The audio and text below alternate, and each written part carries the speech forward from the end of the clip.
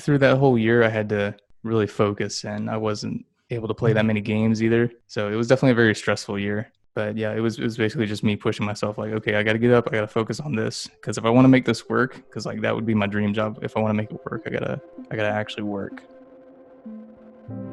In this episode, we talk with Chad, the creator, about his marriage, roadblocks he faced along the way while creating After the Flash and Club Boats, where he wants to be in the future, and more. This is the Roadblocks Creator Podcast. All right. So I started out on Roblox in November of 2007. Just played games for a few years, and then I did like a lot of WarClan stuff for, I guess, until 2012. So I was like around 5 years of WarClan stuff. At some point, I started making some Wasteland games for me and my WarClan friends to play on. And then one morning, I just woke up and there was like 1,000 people playing it. And ever since then, I've just been kind of making new iterations of that to sort of perfect on the formula.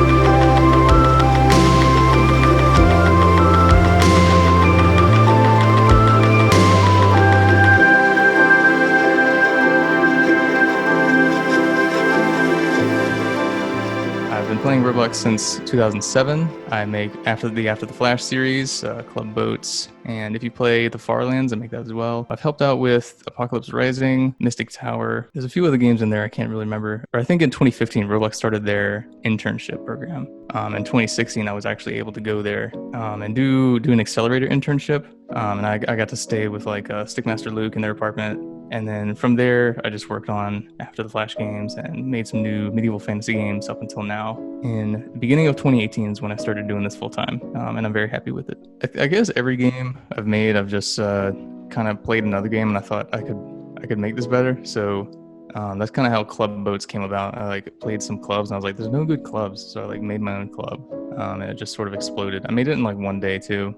After the Flash, same story, and then the medieval fantasy roleplay, I actually started working on that in 2013, but it's been on the back burner for so many years. Well, to kind of boast for you, so you have a group with 52,000 members.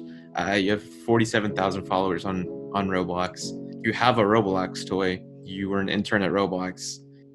Among all that, what would you consider to be your biggest accomplishment?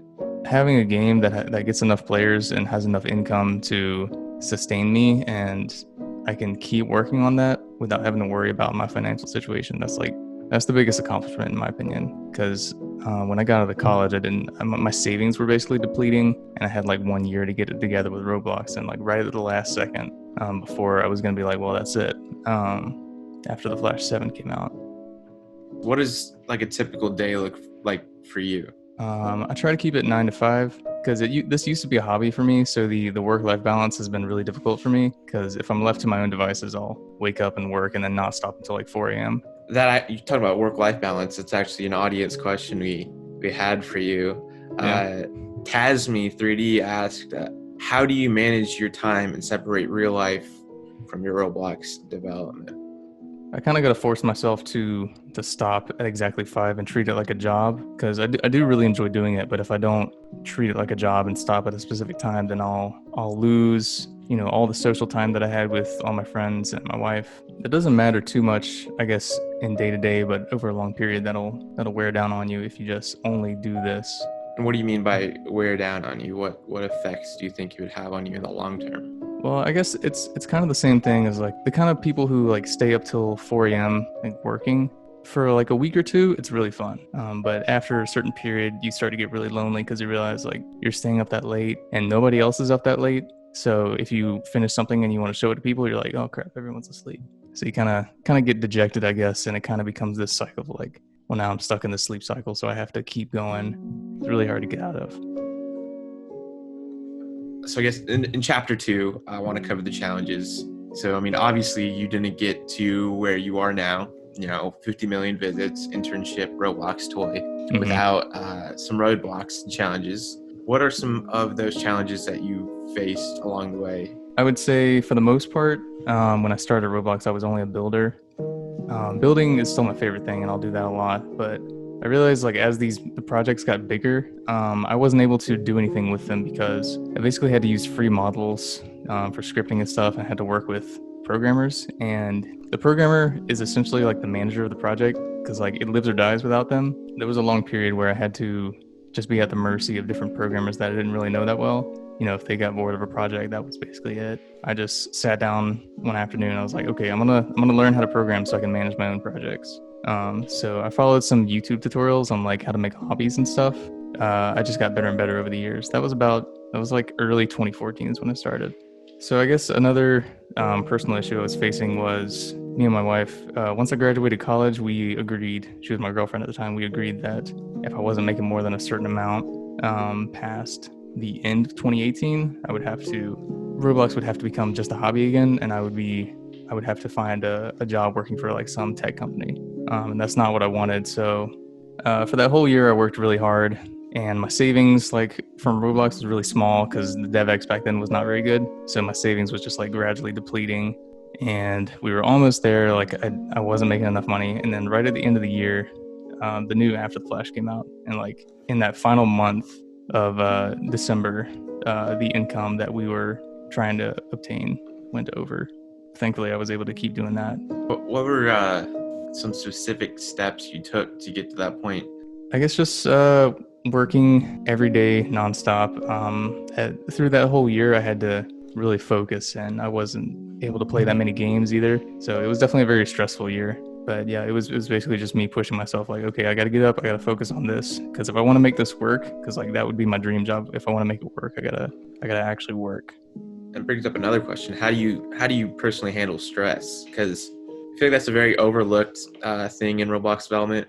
There's a lot of stress involved. How do you deal with stress?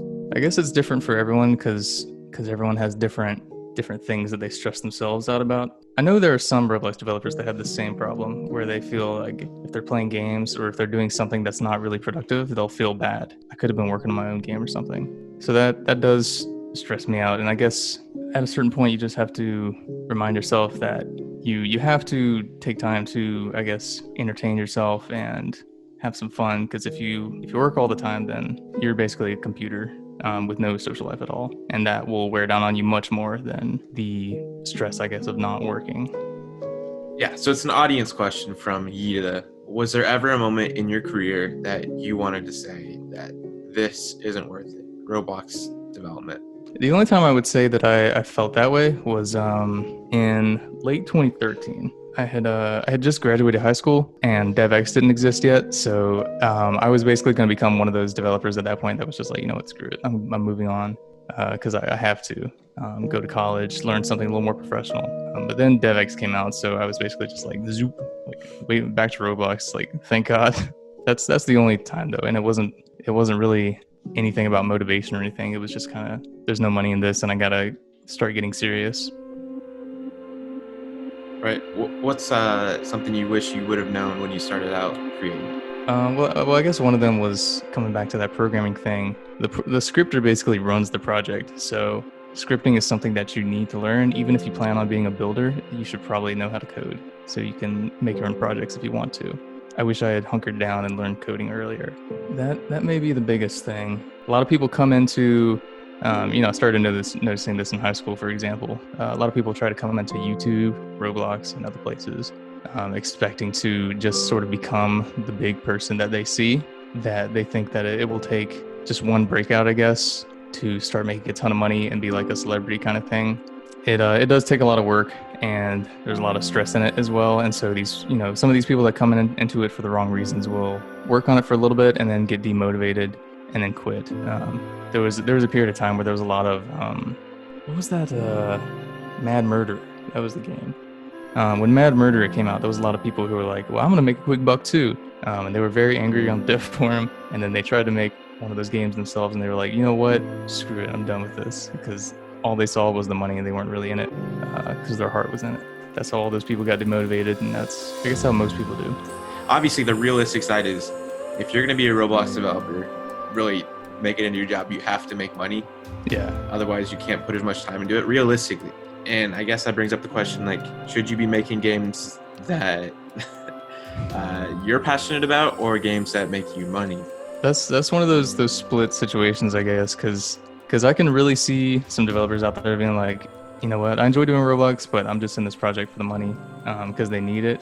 I don't know. It's tough because some people just kind of need the money, but I guess in my situation, I would say it's not worth it if you're not passionate about it. It's just kind of like a soulless dance. Yeah, I don't know. I guess you should probably be really into what you're making. Otherwise, it'll wear down on you really fast. And at some point, you'll either just drop the project and move on to another one that's really quick, or you'll just drop Roblox altogether. This is a question I ask every freaking person I interview. Do you have your Roblox toy with you? I do. Hold on. At all? Yeah, go grab here.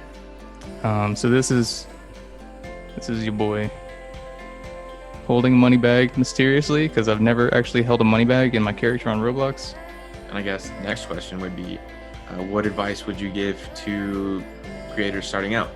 I think I heard one of the other people on your show. You want to learn coding first of all, and you want to try to make something that you would enjoy playing, because if you make something that you enjoy playing, then obviously you're going to play it a lot, you're going to play test it, you're going to play with your friends, and it's going to be enjoyable.